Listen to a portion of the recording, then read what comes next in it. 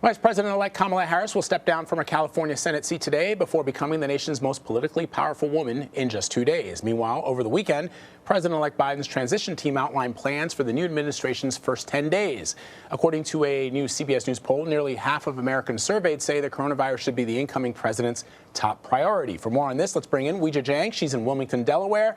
Weijia, good to see you. The Biden team has announced an aggressive plan of action for his first 10 days in office. So what are the biggest priorities?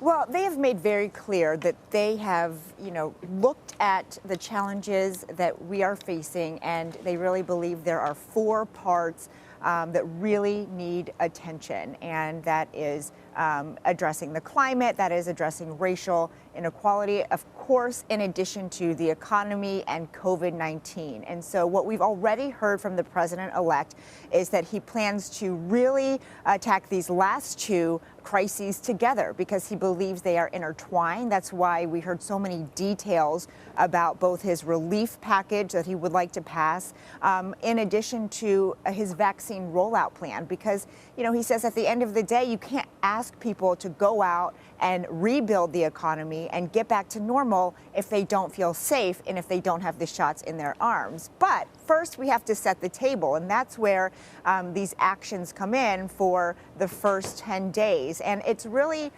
symbolic in many ways because he's going to roll back a lot of what we saw from President Trump, a lot of his most controversial moves, as part of this bigger effort to try to bridge the gap in this deeply divided country. And we should hear a lot more about that in his inaugural address. In fact, he spent the weekend here working on it, and he really wants to use the moment to try to start bringing people together.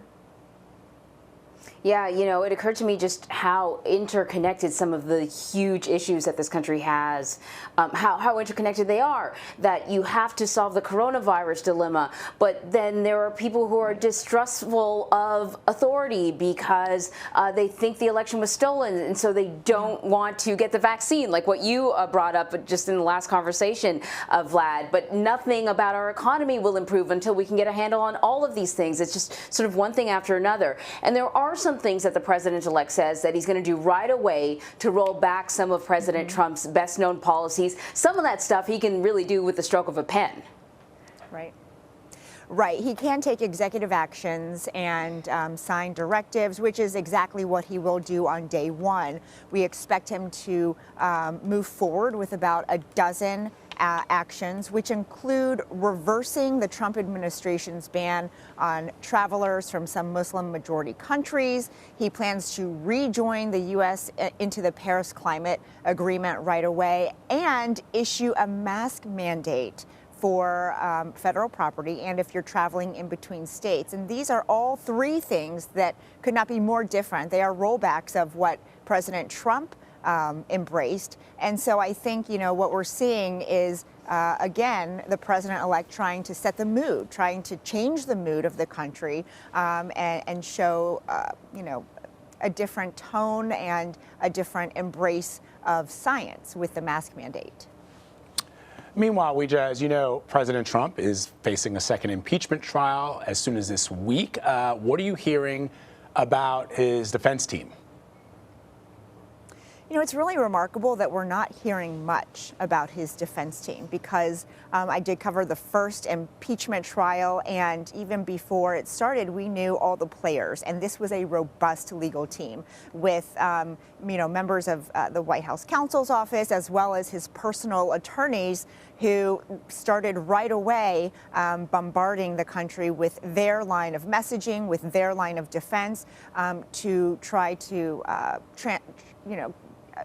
try to tell the country that the president was innocent, but we're really not seeing that this time around. In fact, our White House unit has reached out to those people who were a part of his first impeachment and so far have not been able to confirm any names. In fact, some people have said they're not participating. And, it's been mentioned that perhaps Rudy Giuliani is one of his only loyal legal experts left on his side. But over the weekend, Giuliani said, I can't participate in that because I'm a witness. You'll remember that right before the riots broke out, he was at that rally with President Trump, and it was Rudy Giuliani who said there should be trial by combat. And so he's saying he's not going to represent President Trump. So at this point, it's unclear who will, but he's going to have to find somebody because the trial will likely start, right away. And so, meanwhile, there's all this talk about, what sort of impact will the current president, President Trump, have once he is no longer the president. House Intelligence Committee Chairman Congressman Adam Schiff told Face the Nation that he doesn't think that Donald Trump can be trusted to receive post-presidency intelligence briefings. And this was in response to an op-ed by the Trump administration's own former principal deputy director of national intelligence, who said that President Trump may be unusually vulnerable to bad actors with ill intent. There's been a lot of talk about the state of his financial affairs and whether or not he will be able to preserve his business once he's out of office. So are you hearing anything about additional protocols that may be put in place after the president leaves office? Has the incoming Biden administration been given any recommendations at all?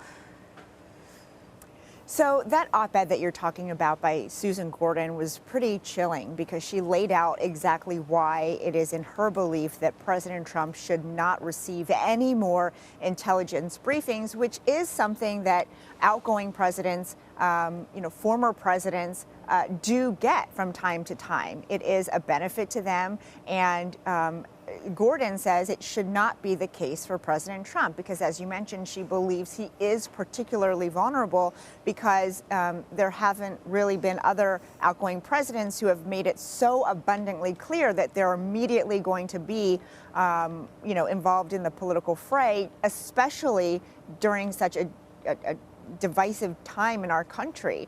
And the president hasn't even conceded that he lost the election. And so, critics have said what we saw at the Capitol was really frightening because it allowed our adversaries to get a glimpse of just how fractured Americans are. And so they might be, wanting to capitalize on that. And you're right, we still don't know exactly how the president's personal finances may be tied up to other countries, which is why there are ongoing investigations to try to answer that question and see his tax records from years and years ago.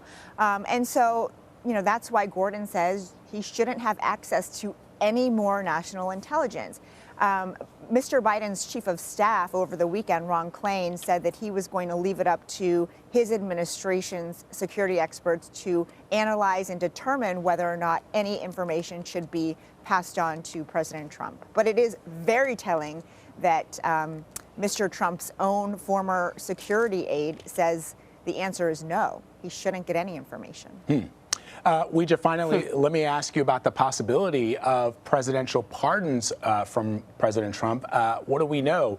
We've heard that the president had toyed with the idea of preemptively pardoning himself or possibly his children. We know that there are probably some people that are going to get pardons that are tied very closely to Trump world. I also should note, Weijia, as you know, that there have been people who've been arrested in the wake of the insurrection on January 6th who are actually actively calling on President Trump to pardon them because they say went there. They say they overran the Capitol. They say that they sat in the Senate chambers because the president told them to do so.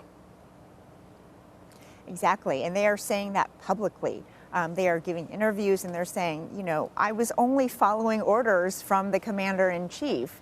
And so, if they appear on a list, that will open up an entire new can of worms, if you will, for President Trump, because he has flip-flopped on that issue. First, praising those rioters and supporters as very special people, saying he loved them. And then once his advisor said that he could face legal consequences for doing that, he took a much different stance, and he explicitly condemned the violence. So they could pop up on a list which will, question the president's motives and his true intentions. But as for other pardons, we have been reporting that we are expecting several more in the final days. In fact, one White House official told me that the most controversial pardons will likely be held until the very end. And here we are just 2 days away, so we should expect more announcements. But whether he will be on the list, we have to wait to see, because it's so unprecedented for that to even be a consideration. And so, we do know that he has asked his closest advisors whether he can do it, because he is worried that he could get into legal trouble, not only for things linked to January 6th, but for a variety of other things that have happened during his time in office.